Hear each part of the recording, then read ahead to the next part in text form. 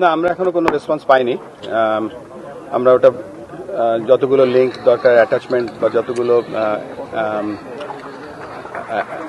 Information দেওয়ার সব আমরা দিয়ে দিয়েছি। তো আমরা ওয়েট করছি আইসিসি আমাদেরকে কি জানায়। ভারতের অন্য ভেন্যু তো ভারতই, তো ভেন্যু বলে তো কোনো কথা নেই। তবে আমাদের যেহেতু আপনারা জানেন যে আমরা এই বিশ্বকাপের ব্যাপারে একক সিদ্ধান্ত নিচ্ছি না, আমরা গভর্নমেন্ট অর্ডার, গভর্নমেন্টের সাথে আমরা আলোচনা করে সিদ্ধান্ত নেব এবং যেখানে আমরা দাঁড়িয়েছিলাম এখন সেখানেই আছি।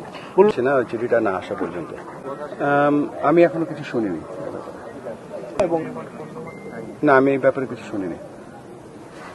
সহজ অঙ্ক হিসেব করলে আজকে কালকে তো দুবাই বন্ধ, তো হয়তো সোম মঙ্গলবারের দিকে হতো।